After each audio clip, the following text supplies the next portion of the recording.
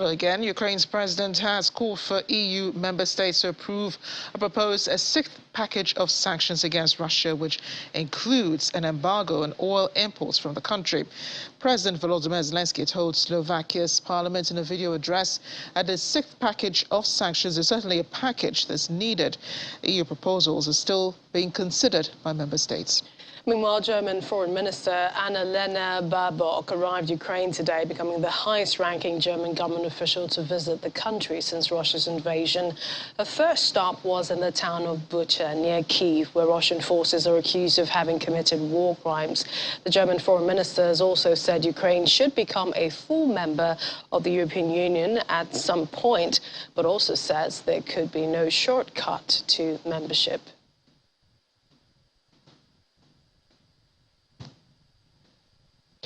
Meanwhile, according to the World Health Organization, at least 3,000 people have died in Ukraine because they had been unable to access treatments for chronic diseases. The WHO's European chief, Hans Kluge, told a regional meeting in Copenhagen attended by 53 member states that so far the Global Health Agency has documented some 200 attacks in Ukraine's healthcare facilities, and a few hospitals are currently functioning. That's right. WHO officials said last week they were gathering evidence for possible war crimes investigation into these attacks. During the meeting, attended by many virtually, WHO members also said they plan to consider measures against Russia following its invasion of Ukraine, including possible closure of a major regional office in Moscow. We'll have that report a bit later. In the meantime, an ex-fighter for the Wagner Group has turned down an invitation to fight in Ukraine, guessing that the mission could end up in failure.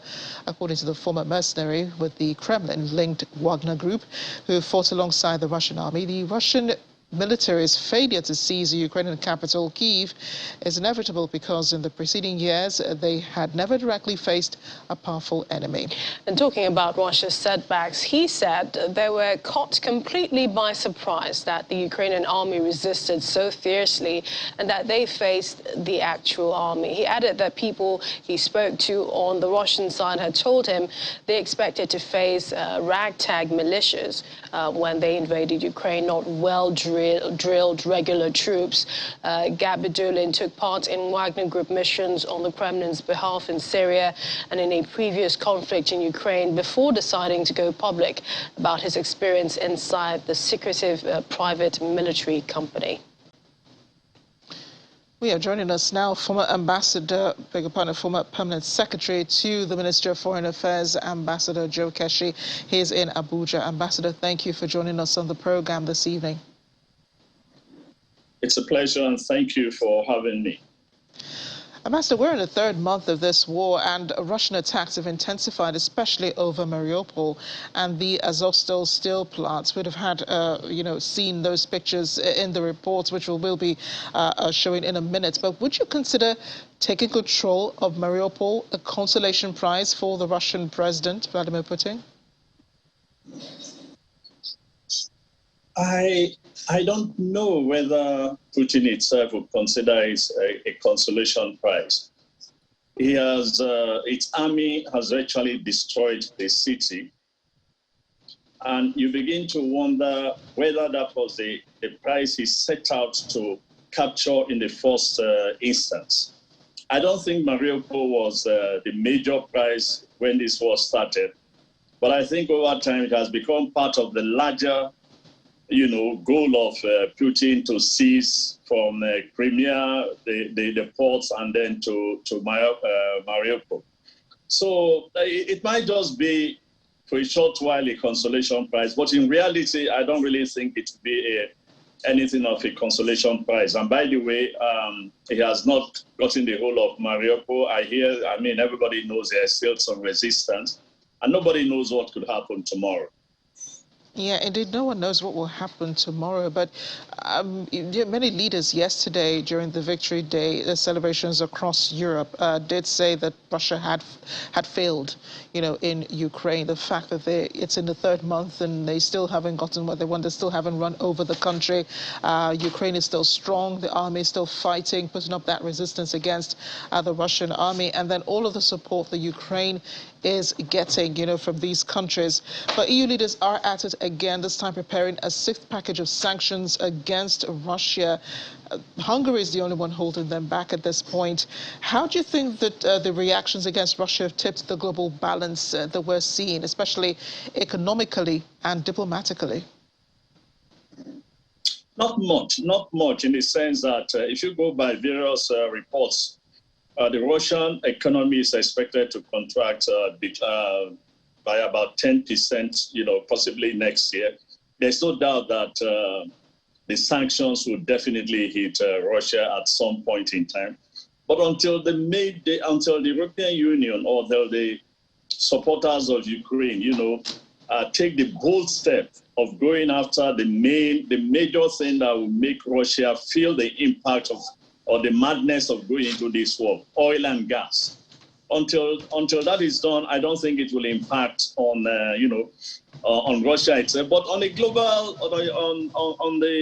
global side, look, the Russians have their supporters, or even if they are not openly supporting Russia, they have not openly supported Ukraine. So the balance of power, the globe is divided, it's not tilting one way or the other, but certainly everybody has sympathy today for Ukraine, more because of the massive and senseless destruction that the Russians have inflicted on the country itself.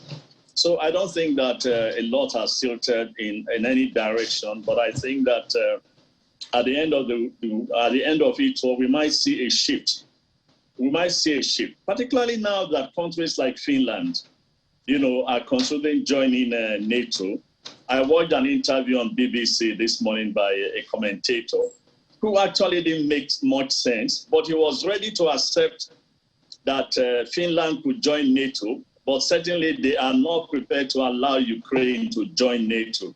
And that tells you that there is more to the reasons why Putin decided to invade Ukraine. It's not all about territories.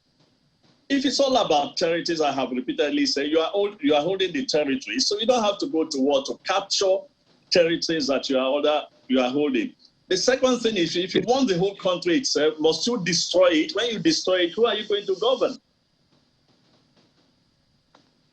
Ambassador Keshi, and we did hear from the Finnish Parliament's Defence Committee that they are recommending NATO membership as the best option for the country to guarantee its security. So, meaning there might be an expected official decision sometime this week. We also heard the French president say it could take months, even years, for Ukraine to join the EU. But now that Ukraine is enjoying all this support from European allies and also submitted that questionnaire, what do you think in terms of its membership into the 27 nation? Do you think it should be delayed? Do you think there's reason for it to still go ahead with that?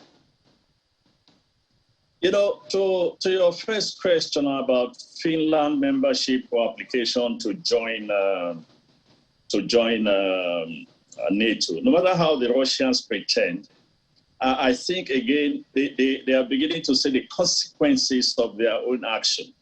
Now you have more NATO troops, very close to the Russian border because of the fear that the Russians have created by the invasion of Ukraine. So they now have to blame themselves for what they've done to create fears among neighboring states who are now eager to join NATO. As to the second part of your question, whether it will be quick or it will be long, and why Ukraine will not have, Finland will not have an automatic, or Ukraine will not have an automatic. It is because these are countries that play by the rules of the game. There are criteria set out that you need to fulfill before you become either a member of NATO or a member of EU. Look, these are not countries like us. For example, let me just give you an example of what we do. PDP can't remember that it has zoning in its constitution. The people in the CBN can't remember the acts. They are looking for judges to help them understand the acts. No, these are not how democratic, law-abiding nations behave. So you see what they are saying indirectly is, yes, we have received your application, but we are going to follow the process to the letter. If it's A1A, if we have to do A, B, C, D, this is what the law says you need to fulfill before you join NATO or EU. They are simply going to follow it to the letter. And that's the difference. Invariably, look, 60-something% of the Finnish are in support of joining NATO. So the process is it's really given for the simple reason that as long as they fulfill all the conditions and the process, they will have no cause to fear about whether they become a member today or tomorrow. But Ambassador, that's also a similar poll. When we heard about the Ukrainians, about 50-something% were also in support of joining NATO. But looking at Russia, Russia isn't happy with Finland and Sweden going about this process. Do you think this will aggravate it even more? No, you see, the point I'm trying to make is there's something more to aggravate. This is the consequences of not thinking through before you invaded Russia. This is the consequences of also not thinking through before you invaded Crimea, before you invaded Georgia. Because when you took over Crimea and then you invaded Georgia and then you took one or two other countries before the war, look, people around Russia, other states around Russia, they are looking at what Russia is doing to Ukraine. And the fear is what is driving them to become member of NATO. Article 5 of NATO says if you attack a member, you attack the whole region itself. You attack the whole members. And so people who want to join NATO today, it's as a result of the fears created by Russian behavior and the way it is dealing with Ukraine, and the way it has invaded Russia, and the way it has taken over Crimea. So nobody is sure, and everybody wants to protect themselves from the Russian bear, and that's why they all want to be member of NATO. It's very simple and rational when you come to think of it. Yeah, and the rest of the world is bearing the consequences of the invasion, aren't we? One of the consequences, of course, is the global food crisis that's looming, and EU leaders have been discussing with the Ukrainian president about that, immediate measures to unblocking Ukraine's ports for grain exports. Before the war, Ukraine was exporting about 4.5 million tons of agricultural produce per month through its ports. What immediate measures do you think could be taken to forestall this looming food shortage? Look, for now, the only measure available is to bring the war to an end. Alternatively, if the West is serious, and I've made this point, if the West is serious, they will at some point, consider military action. Because look, this is going to affect everybody around the globe. Here in Nigeria, yesterday, somebody was, I think it was on your morning program, somebody was giving an example of the impact of the Ukrainian-Russian, war on the Nigerian economy itself. And it's affecting the whole globe. So somewhere along the line, something must give in. But let me also say this, that I must commend the Ukrainians. They really make me feel very proud in terms of both leadership and in terms of the commitment of the people. Could you believe that despite the Russian massive air bombardment, these fellows are going in, repairing the rail lines in order to be able to, of course, get in their hands as well as export the agricultural produce in order to survive. The world will suffer from this, and this is why somewhere along the line, I sincerely hope that the world will make a decision when to seriously intervene in this war and bring the war to an end. Well, talking about the war coming to an end, President Putin, during his speech yesterday, never mentioned when the war will end. He praised his soldiers, he praised everyone else for defending the motherland. So when do you think this war could end? We're already in the third month. Amarachi, if Putin doesn't know, I don't know. You know, he went into war. I'm sure he had his game plan. And I think before I joined you, I'm sure that you were discussing the fact that I don't know whether it was the Russians or somebody who was saying that they thought they were going to meet a ragtag army, but they are amazed. Yes, they are amazed by the resistance of the Russian, of the Ukraine, soldiers. And I remember on one of your programs, I have actually questioned the efficiency of the Russian intelligence. So if they are saying this now, you begin to wonder exactly whether the Russians were properly prepared for this war, or they just decided on impulse of their leader to teach Ukraine a lesson, which is what this is all about. Ambassador Joe Keshi, always a pleasure speaking with you. Thank you for joining us on the program today. Thank you. Pleasure here. Thank you, too. Thank you. Let's bring you a wrap of events happening in Ukraine today.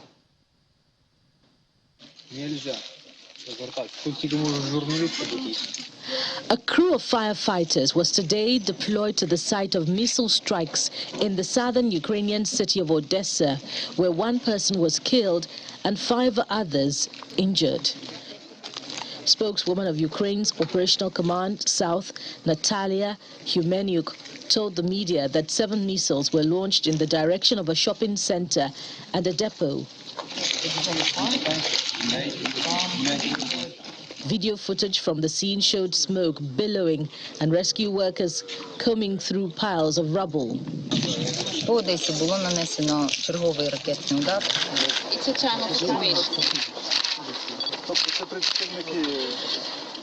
German Foreign Minister Annalena Baerbock has toured the Kiev suburb of Bucha and said, "These victims could be us."